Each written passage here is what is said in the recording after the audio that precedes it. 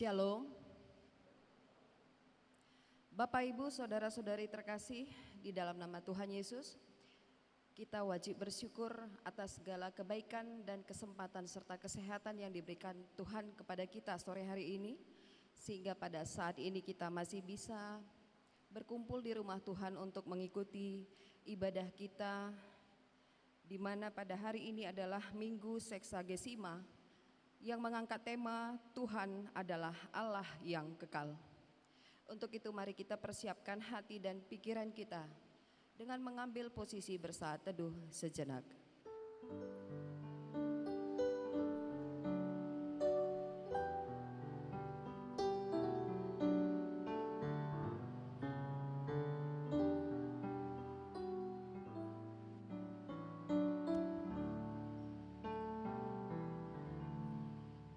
Kita angkat pujian dari Kidung Jemaat nomor 454 ayat 1 sampai 3, indahnya saat yang teduh.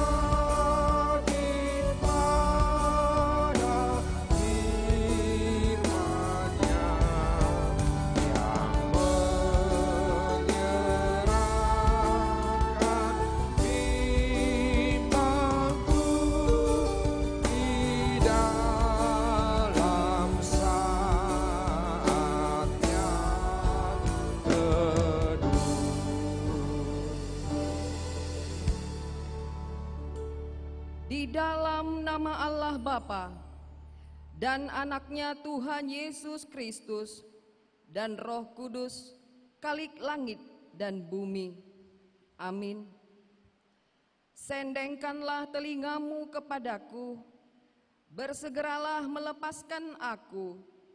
Jadilah bagiku gunung batu tempat perlindungan, kubu pertahanan untuk menyelamatkan aku. Sebab Engkau bukit batuku dan pertahananku, dan oleh karena namamu, Engkau akan menuntun dan membimbing aku. Luputkanlah aku oleh karena keadilan-Mu. Haleluya. Haleluya.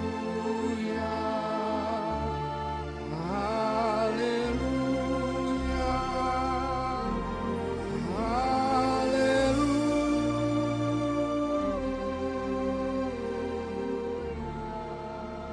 Kita berdoa.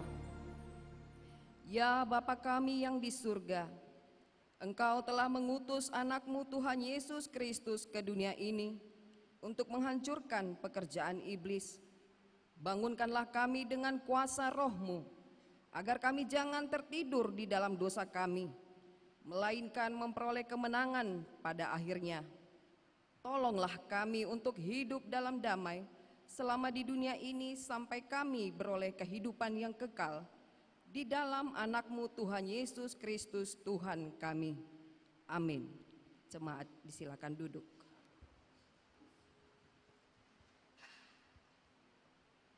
Untuk menyambut pembacaan firman Tuhan, kita bernyanyi dari Kidung Jemaat nomor 457 ayat 1 dan 3, Ya Tuhan tiap jam.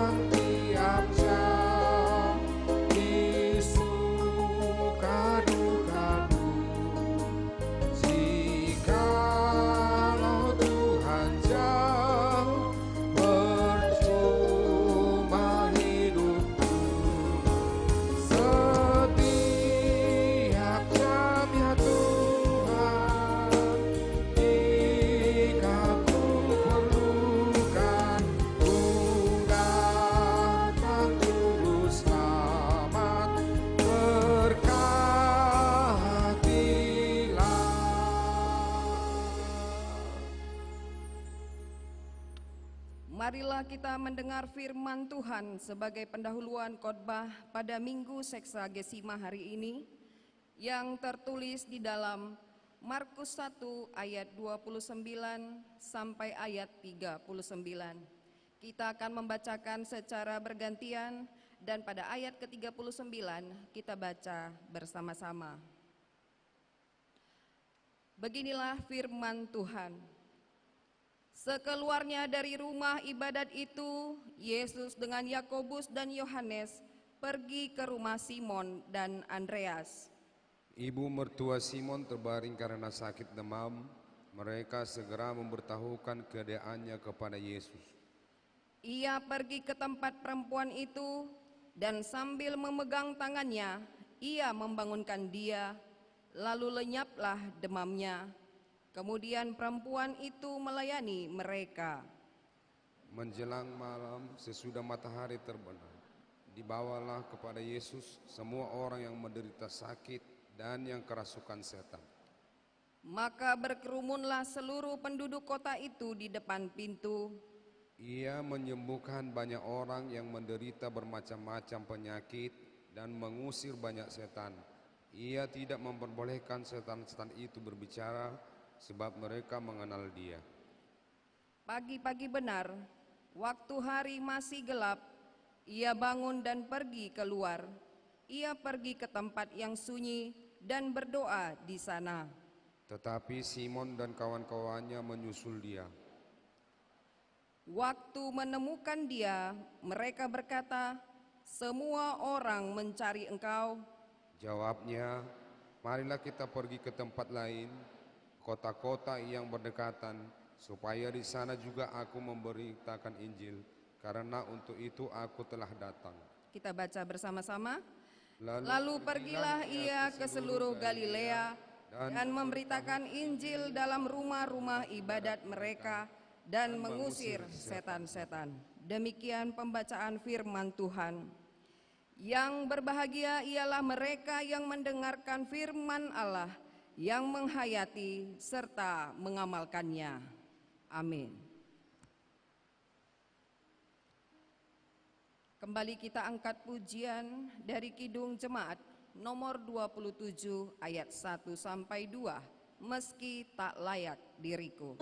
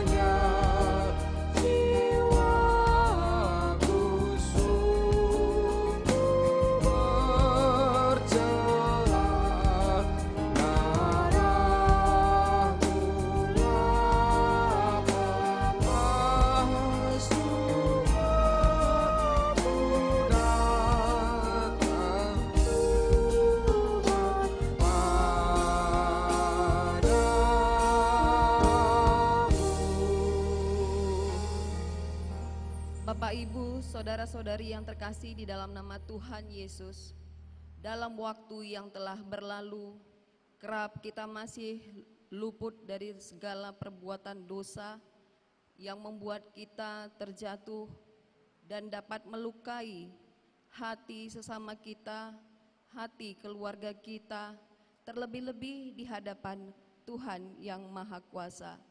Untuk itu, mari kita datang ke hadapan-Nya untuk mengakui terlebih dahulu segala sesuatu perbuatan dosa yang telah kita lakukan selama ini.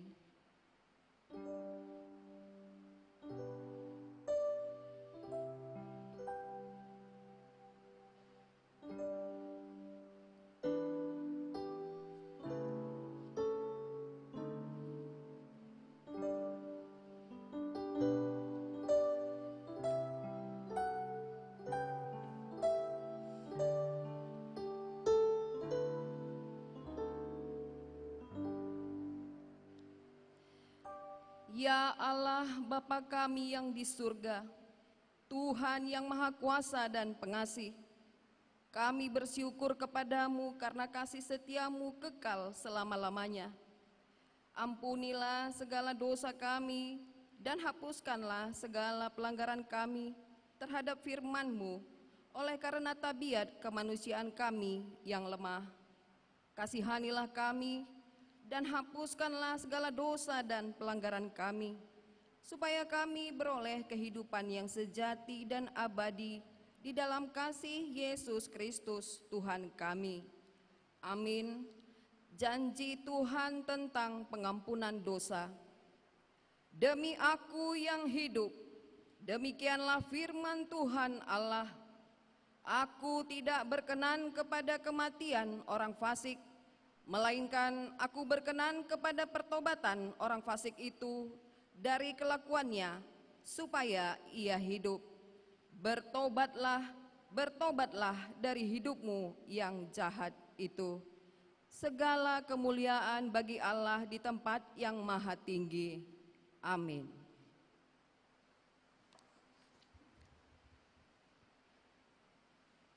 Kembali kita angkat pujian dari Kidung Jemaat nomor 417 ayat 1 sampai 2. Serahkan pada Tuhan.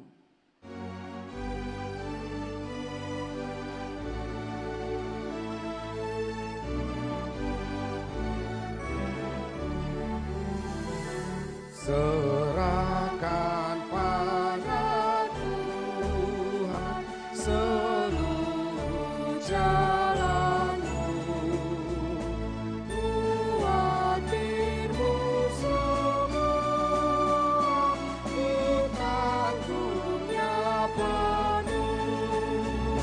Sedangkan angin lalu dituntun tangannya, pun jalan di depanmu, Tuhan mengaturnya.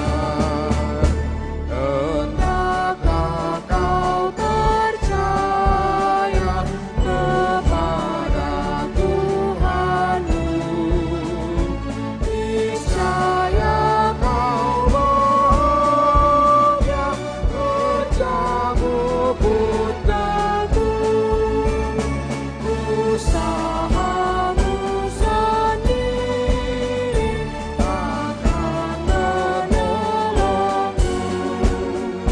Doamu kali ini, doamu yang teguh. Marilah kita mendengarkan hukum Tuhan sebagai petunjuk hidup baru yang diambil dari hukum Taurat 1 sampai hukum Taurat yang keempat.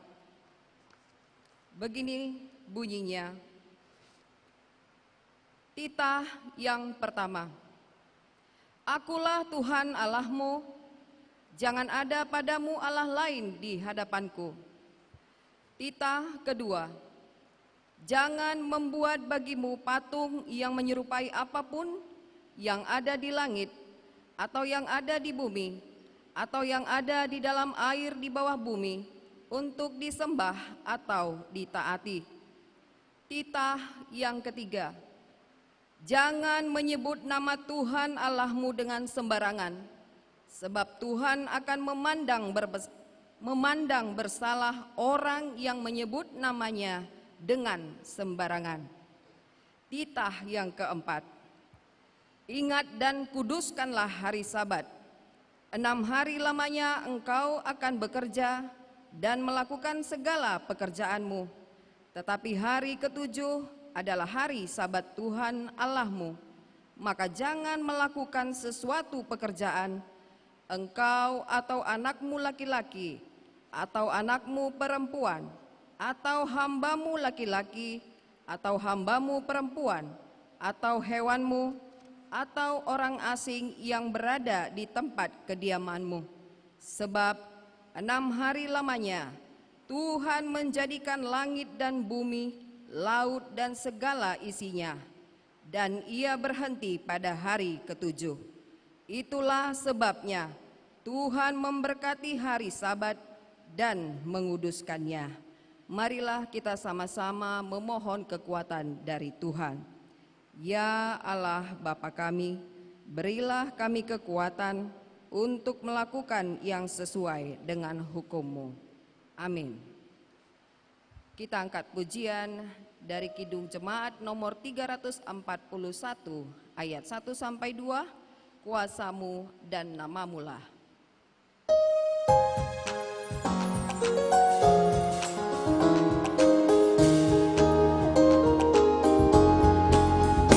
Kuasa-Mu dan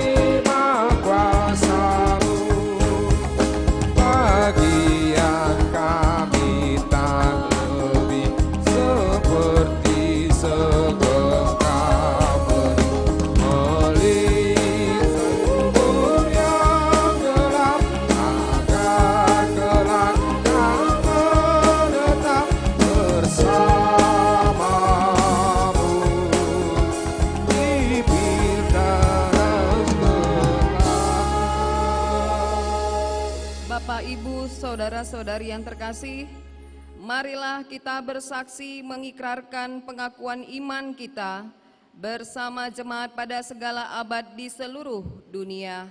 Kita ucapkan bersama-sama. Aku percaya kepada Allah, Bapa yang Maha Kuasa, Khalik langit dan bumi.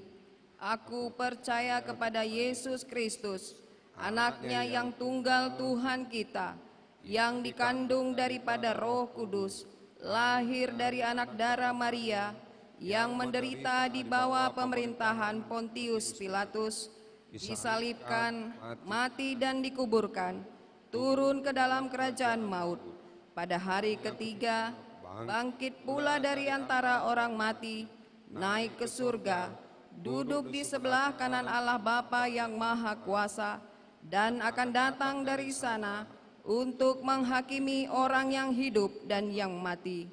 Aku percaya kepada Roh Kudus, gereja yang kudus dan am, persekutuan orang kudus, pengampunan dosa, kebangkitan daging, dan hidup yang kekal. Amin.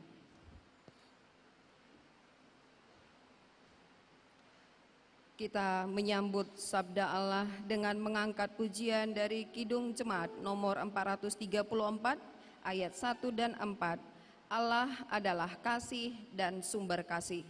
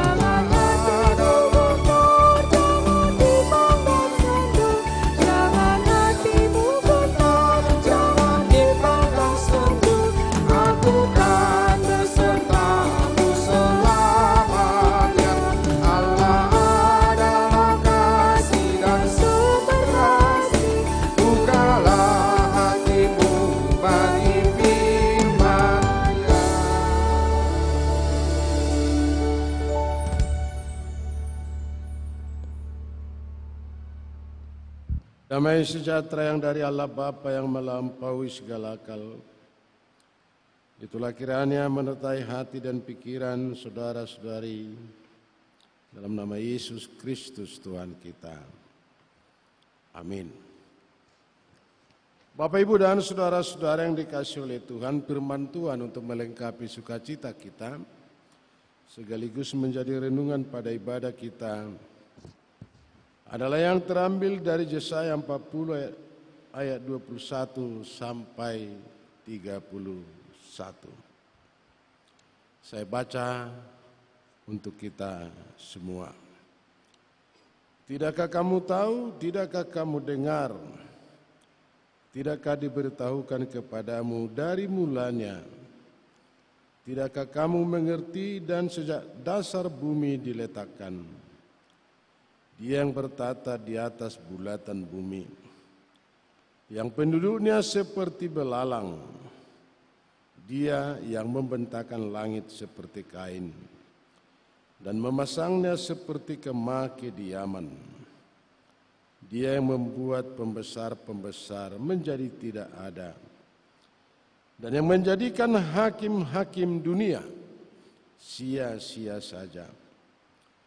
Baru saja mereka ditanam, baru saja mereka ditaburkan, baru saja cangkok mereka berakar di dalam tanah. Sudah juga Ia meniup kepada mereka sehingga mereka kering dan diterbangkan oleh badai seperti jerami. Dengan siapa hendak kamu samakan aku? Seakan-akan aku seperti Dia, Firman yang Maha Kudus. Arahkanlah matamu ke langit dan lihatlah siapa yang menciptakan semua bintang itu. Dan menurut segenap tentara mereka keluar sambil memanggil nama mereka sekaliannya. Satu pun tiada yang tak hadir. Oleh sebab Ia Maha Kuasa dan Maha Kuat. Mengapakah engkau berkata demikian, hai Yakub, dan berkata begini, hai Israel? Hidupku tersembunyi dari Tuhan, dan hakku tidak diperhatikan Allahku. Tidakkah kau tahu, dan tidakkah kau dengar? Tuhan ialah Allah kekal, yang menciptakan bumi dari ujung ke ujung. Ia tidak menjadi lelah dan tidak menjadi lesu, tidak terduga pengertiannya. Dia memberi kekuatan kepada yang lelah, yang menambah semangat kepada yang tiada berdaya. Orang-orang muda menjadi lelah dan lesu, dan teruna-teruna jatuh tersandung. Tetapi orang-orang yang menanti-nantikan Tuhan mendapat kekuatan baru. Mereka seumpama Raja Wali yang naik terbang. Dengan kekuatan sayapnya, mereka berlari dan tidak menjadi lesu. Mereka berjalan dan tidak menjadi lelah. Demikian Bapak Ibu dan saudara-saudara, dan tema khotbah kita, Tuhan adalah Allah yang kekal. Saudara-saudara, pada konteks ini umat Israel Yehuda telah terbuang ke Babel, dan pembuangan itu harus dialami oleh bangsa Israel Yehuda selama 70 tahun. Dan itulah akibat konsekuensi perbuatan ketidaksetiaan daripada bangsa Yehuda. Karena kadang-kala hal-hal yang serius dipermain-mainkan dan permainan diseriuskan. Dan ini juga mengajak kita dan memberi penegasan kepada kita supaya kita tahu siapakah Allah yang sebenarnya. Supaya kita tidak mengemas, mendesain Allah menurut pikiran kita, tapi biarlah Allah sebagaimana Allah yang sebenarnya. Karena ada teologi sekarang yang mungkin mengajarkan kita bahwa sifat Allah hanya Maha Kasih, Maha Pengampun. Tapi sebenarnya bahwa sifat Allah itu ada 99 dan semuanya didahului dengan kata-kata Maha. Maha kuasa, Maha adil, Maha benar, Maha berada, Maha tahu. Dan semuanya kata-kata itu sekali lagi diawali dengan kata-kata Maha. Kenapa ini perlu bagi kita Bapak Ibu dan saudara-saudara?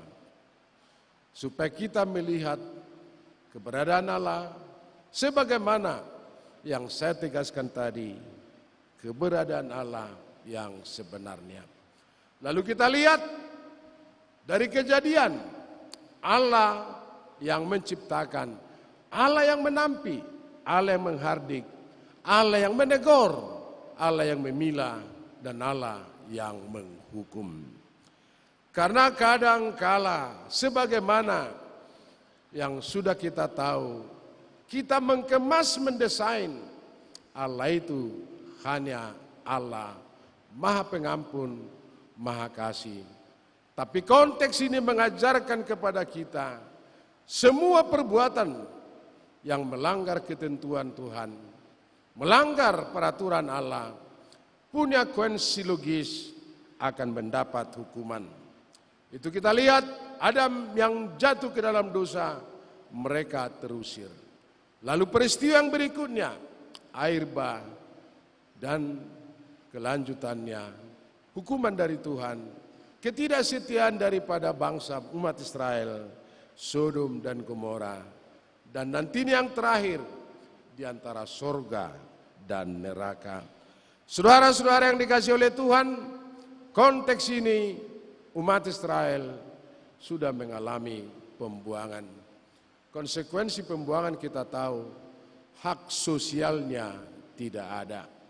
Mereka pasrah akan keadaan, mereka pasrah akan ketentuan dan situasi, dan tidak ada hak yang berbicara tentang hidupnya selain meratapi, menjerit, pesimis, skeptis akibat pembuangan yang mereka alami.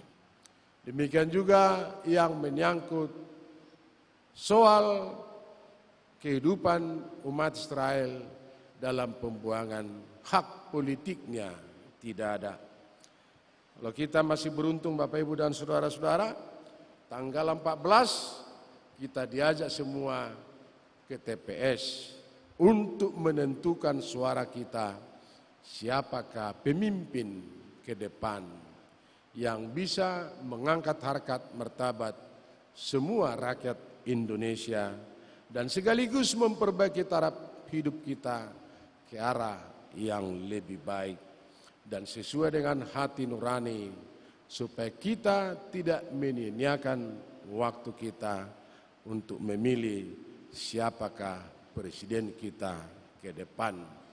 Ini penegasan bagi setiap warga negara.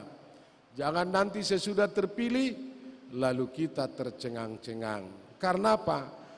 Menurut penelitian, kebanyakan orang Kristen tidak mempergunakan hak pilihnya memilih siapa jadi presiden. Apalagi kalau dia bertugas merengge-rengge pedagang, paling banyak mereka mengabaikan hak pilih, hak sosial sekaligus hak politiknya tidak mereka pergunakan. Saudara-saudara yang dikasihi oleh Tuhan, umat Israel mengalami pembuangan yang luar biasa. Lalu kita akan bertanya, kenapa harus mengalami pembuangan? Silakan dulu kita melihat itu, banyak perjanjian yang dibangun oleh umat Israel kepada Tuhan, bahwa mereka akan tetap setia dan beribadah kepada Tuhan. Dan tujuan daripada bangsa Israel bukan hanya bangsa yang merdeka, tapi melalui kehadiran bangsa Israel menjadi saluran berkat dan bangsa yang menjadi imam, dan sekaligus melalui kehadiran mereka Tuhan akan semakin nyata dan dipermuliakan. Yang lebih jelas Bapak Ibu dan saudara-saudara, itu menyangkut perjanjian Apiktioni, perjanjian kedua suku bangsa Israel yang di Sihem. Itulah pidato terakhir daripada Joshua, karena sebentar lagi bahwa Joshua akan meninggalkan bangsa Israel. Mereka sudah menetap dan mereka sudah menjadi bangsa yang merdeka, yang punya identitas, bukan lagi diperbudak selama 430 tahun di Mesir tanah Gosen, tapi mereka bangsa yang punya identitas, bangsa yang sudah merdeka. Tapi Joshua perlu membangun satu perjanjian lagi kepada bangsa Israel, karena melihat perjalanan bangsa Israel yang kadang-kala setia, kadang-kala tidak setia, sebentar-sebentar setia, sebentar-sebentar berbalik dari hadapan Tuhan, sebentar-sebentar berjanji, dan sebentar-sebentar mengingkari janji. Kau yang berjanji dan kau yang mengingkari janji. Lalu pidato yang terakhir yang dibangun oleh Joshua di Sichem, kedua belah suku bangsa Israel bertemu dan mengambil satu keputusan pada waktu itu. Dan Joshua memulai, dan dia berkata, aku dan seisi rumahku akan tetap setia dan beribadah kepada Tuhan. Lalu pilihlah kepada siapakah kamu beribadah. Lalu bangsa itu dengan tegas, kami akan tetap setia dan beribadah kepada Tuhan. Sebentar Bapak Ibu dan saudara-saudara, sebelum kita melanjutkan ini, soal ibadah dan kesetiaan, kadang orang bertanya, manakah lebih berat mengikuti Tuhan dalam perjanjian lama daripada perjanjian baru? Banyak orang mengatakan jauh lebih berat perjanjian lama daripada perjanjian baru. Tapi saya mau katakan kepada kita semua, dalam perjanjian lama kita diukur melalui hukum Taurat, tapi dalam perjanjian baru kita diukur melalui penyangkalan diri. Karena setiap yang mengikut aku harus menyangkal diri. Yang notabene catatan, penegasan kepada kita, tidak boleh sekedar baik, sekedar benar, sekedar taat, dan sekedar memberi. Tapi mestinya menyangkal diri dalam konsep mengikut Tuhan dalam perjanjian baru. Lalu pembicaraan pidato daripada Joshua, ada 3 kali penawaran. Sekaligus penawaran itu diberikan kebebasan kepada umat Israel. Lalu Joshua kedua kali, aku dan seisi rumahku akan tetap setia dan beribadah kepada Tuhan. Lalu bangsa itu juga memilih akan tetap setia dan beribadah kepada Tuhan. Joshua berkata, kamu tidak sanggup. Karena apa?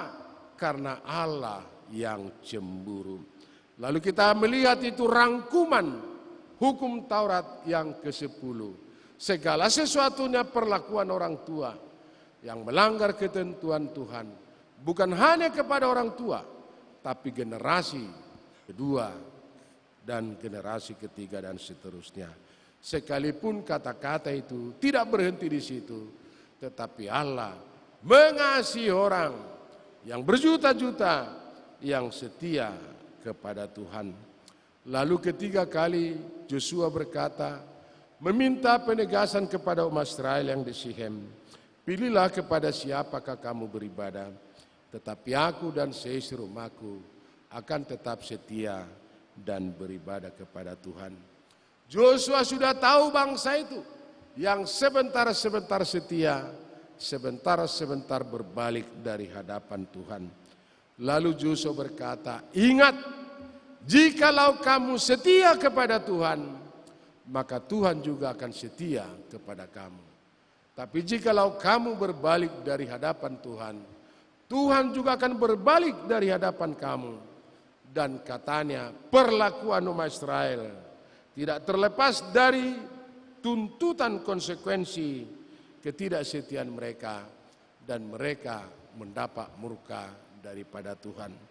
Lalu itulah kita lihat soal kesetiaan itu sepenuhnya itu menguntungkan umat Israel. Bangsa Yehuda tidak menguntungkan Tuhan, tapi bila mana umat Israel tidak setia, akibatnya mereka mengalami pembuangan. Silakan Bapak Ibu dan saudara-saudara, bagaimana ketidaksetiaan daripada umat Israel. Kita bisa melihat itu di Yesaya 6 ayat 5. Waktu pemanggilan daripada Yesaya, dia berkata, celakalah aku binasa, sebab aku ini seorang yang najis bibir, dan aku tinggal di tengah-tengah bangsa yang najis bibir. Itulah keadaan daripada bangsa itu, sekalipun masih banyak kesalahan yang dilakukan oleh bangsa itu. Mereka tidak lagi beribadah kepada Tuhan. Tapi yang jelas, bangsa itu menyia-nyiakan pemanggilan yang diberikan Tuhan kepada mereka. Dan mereka terbuang selain meratapi kehidupan mereka, selain menangis menjerit. Karena apa? Karena pemahaman pada waktu itu, jikalau satu bangsa yang kalah, bukan hanya bangsa itu saja yang kalah, tapi dewanya, Allahnya juga berada di pihak yang kalah. Maka tidak ada lagi kemungkinan bahwa bangsa Yehuda bisa pulang kembali ke tanah leluhur mereka. Itulah suasana pada saat ini yang dialami oleh bangsa Yehuda pada waktu itu di pembuangan. Tapi kata Tuhan melalui Yesaya bahwa Tuhan itu maha kekal, tidak selamanya dan tidak seterusnya Allah itu menghukum. Dan itulah perbedaan. Kasih yang dibangun oleh manusia selalu ada persyaratan tertentu. Lalu kita mengatakan kasih yang diperuntukkan oleh bangsa yang semestinya hadir dalam soal kesetiaan menunjukkan bangsa itu tetap setia. Tapi bangsa itu tidak setia mendapat hukuman, tapi tidak berhenti di situ. Ketidakberdayaan daripada umat Israel pada waktu itu, Yesaya memberikan penghiburan kepada mereka. Siapakah yang bisa menandingi kekuatan daripada Tuhan? Lalu Yesaya berkata, lihat langit yang terbentang dari ujung ke ujung, dan masih banyak lagi menjadi perbandingan yang dikatakan oleh Yesaya untuk meneguhkan semangat daripada bangsa Israel yang sudah mengalami pembuangan. Saudara-saudara yang dikasihi oleh Tuhan, dan biasanya ada orang-orang tertentu, jikalau jatuh kepada penderitaan, selalu ada istilah self pity, membesar-besarkan masalah, lalu merujuk-rujuk dirinya, seolah-olah Tuhan itu jauh dari dia, dan seolah-olah itulah hidupnya, nasibnya. Walaupun sebenarnya Bapak Ibu dan saudara-saudara tidak seperti itu. Lalu kita lihat dalam Yesaya 40 ayat 31, penghiburan yang terakhir, semangat yang diberikan oleh Yesaya kepada umat Israel. Dan Yesaya berkata, tapi orang-orang yang menanti-nantikan Tuhan mendapat kekuatan baru. Mereka seumpama Raja Wali yang naik terbang. Dengan kekuatan sayapnya, mereka berlari dan tidak menjadi lesu. Mereka berjalan dan tidak menjadi lelah. Ada kalanya kita mengalami penderitaan, tapi kita lihat Allah itu tidak berhenti di situ, selalu hadir menolong kita. Seumpama Raja Wali yang terbang tinggi. Jikalau kita terbang, kita bisa melihat persoalan begitu kecil. Pertanyaan, kadang manusia, orang Kristen terlalu sering tidak yakin terhadap apa yang mereka percayai dan tidak percaya terhadap apa yang mereka yakini. Sekalipun ada kata-kata pengakuan Imam Rasuli, aku percaya kepada Allah Bapa yang menciptakan langit dan bumi. Yang menciptakan langit dan bumi kita percaya.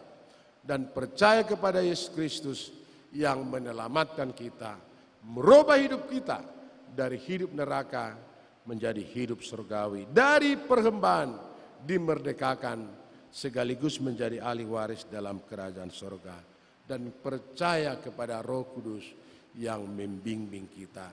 Tapi jikalau ada persoalan, kita tidak percaya kepada kekuatan Tuhan yang menciptakan langit dan bumi, kita percaya, dan seterusnya. Tapi jikalau ada malapetaka, kita tidak percaya lagi akan kuat kuasa Tuhan. Saya akhiri khotbah ini dengan satu cerita menyangkut soal kepercayaan, dan ini pada biasanya terjadi di tengah-tengah gereja. Dalam setiap gereja selalu ada seksi diakoni sosial yang mengunjungi yang sakit, kemalangan, dan yang menderita. Selalu seksi diakoni sosial yang bergerak, dan sekaligus ada kelompok tertentu membawa berita-berita keselamatan, berita kekuatan penghiburan, di samping daripada bantuan tertentu. Lalu mereka pergi ke rumah sakit, Bapak Ibu dan saudara-saudara, melihat ada anggota jemaat yang sakit. Lalu berikan kata-kata penghiburan, dan akhirnya ditutup dengan doa. Lalu dalam doanya luar biasa, kata-katanya sungguh menentu dan memberikan keyakinan yang luar biasa. Karena apa? Karena dalam doanya Allah yang perkasa, Allah yang maha kuasa, Allah yang maha kuat, bahkan karena kekuatan Tuhan berkuasa atas kehidupan, berkuasa atas maut, dan berkuasa atas segala-galanya. Lalu dilanjutkan doanya, sedangkan yang mati bisa kau hidupkan kembali, katanya. Lalu itulah dirujuk supaya penyakit itonya, edanya yang di rumah sakit bisa sembuh, dan memberkati tangan-tangan yang ambil bagian para dokter medis, dan memberkati obat supaya edannya sembuh. Dan dia berkata sekali lagi, dalam kehidupan umat Israel begitu banyak tanda mujizat, apalagi kepada eda kami ini Tuhanlah yang menyembuhkan. Lalu selesai doanya dengan kata amin. Bapak Ibu dan saudara-saudara, apa yang terjadi? Dan mereka berpisah bersalaman. Lalu di pintu itu justru yang berdoa tadi, yang bicara ngomong, saya enggak yakin penyakit eda itu bisa sembuh. Padahal dia yang berdoa, meminta campur tangan Tuhan, tapi justru dia yang tidak yakin akan pertolongan daripada Tuhan. Makanya saya katakan, kadangkala kita tidak yakin terhadap apa yang kita percayai, dan kita tidak percaya terhadap apa yang kita yakini. Tapi saya menggugah perasaan daripada umat yang terbuang, dan kita kembali mestinya dalam soal penciptaan. Pada mulanya alam ciptakan langit dan bumi. Kata-kata mulanya tidak berhenti di situ, tapi itulah merangkum semua bagaimana Tuhan pada mulanya. Tuhan pada mulanya mengambil inisiatif. Pada mulanya Allah mengasihi kita. Allah lah memulai segala prakarsa untuk kelangsungan kehidupan manusia. Kita percaya kepada Allah yang kekal dalam hal segala-galanya, dan tidak berkesudahan kekuatan Tuhan. Dan mestinya kita bisa berbicara, seberat apapun penderitaan, pergumulan kita yang luar biasa, mestinya kita tetap mengaku Tuhan adalah Allah yang kekal. Kita berdoa.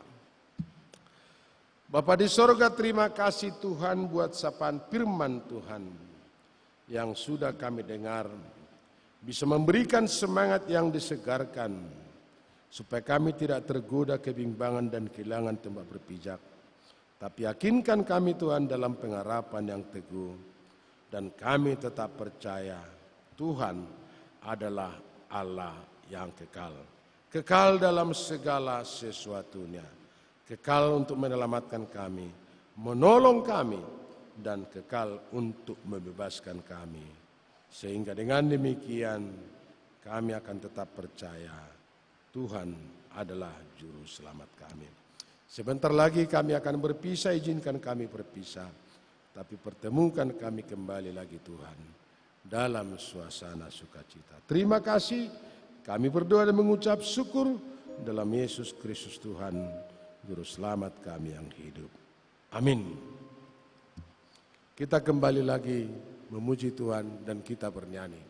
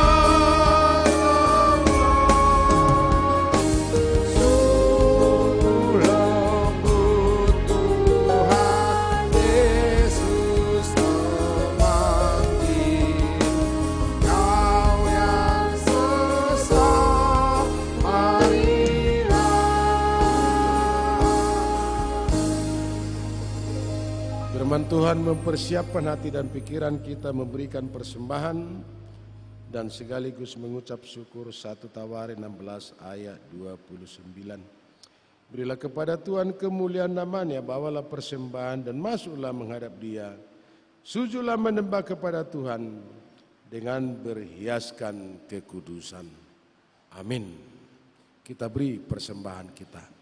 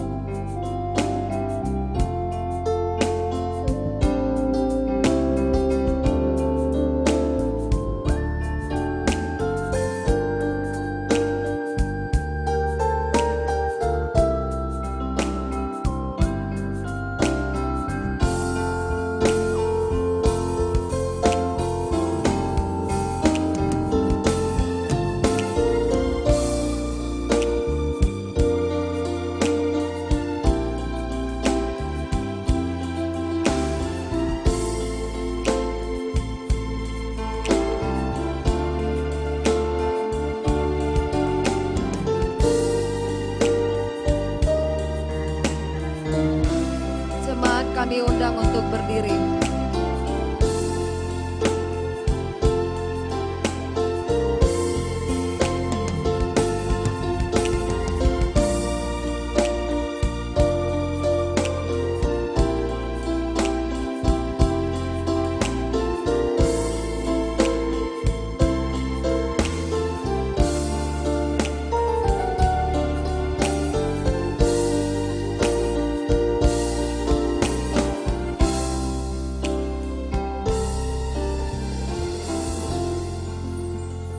Kita berdoa, ya Allah Bapa kami yang ada di sorga, Engkaulah sumber segala berkat dan kurnia dalam hidup kami. Di sini kami mempersembahkan kurban syukur kami kepadamu. Terimalah persembahan umat-Mu dan berkatilah menjadi alat kesaksian persekutuan dan pelayanan jemaat-Mu ini. Jadikanlah hidup kami persembahan yang berkenan kepadamu, dan pakailah hidup kami untuk turut menghadirkan tanda-tanda kerajaan-Mu, kasih keadilan, damai sejahtera dan sukacita. Bukalah hati kami oleh Roh Kudus-Mu, agar kami senantiasa mengucapkan syukur kepadamu, dalam nama Yesus Kristus Tuhan kami. Amin. Puji syukur terimalah atas segala anugerah di rumah yang sejahtera yang Kau beri. Pemberian kami selamanya dari tangan-Mu asalnya, yang Kau itulah yang Kau beri. Bapa kami yang di sorga, dikuduskanlah nama-Mu, datanglah kerajaan-Mu, jadilah kehendak-Mu di bumi seperti di sorga. Berikanlah kami pada hari ini makan kami yang secukupnya, dan ampunilah kami akan kesalahan kami, seperti kami juga mengampuni orang bersalah kepada kami.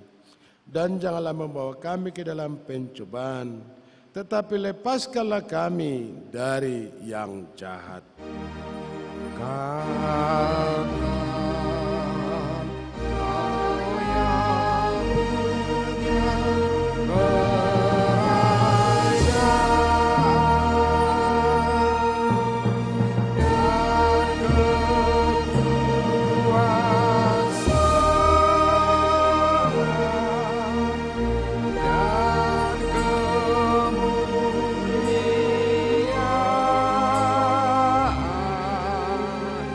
Sampai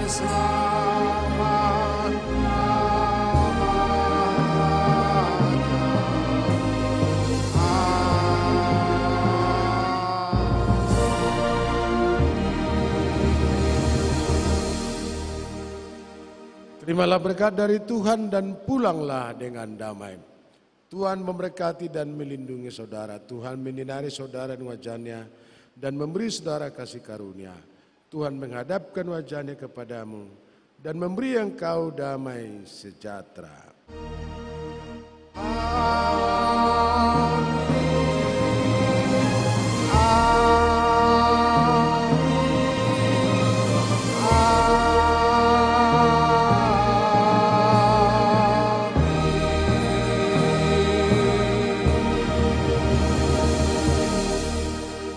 Selamat hari Minggu, Shalom, Horas.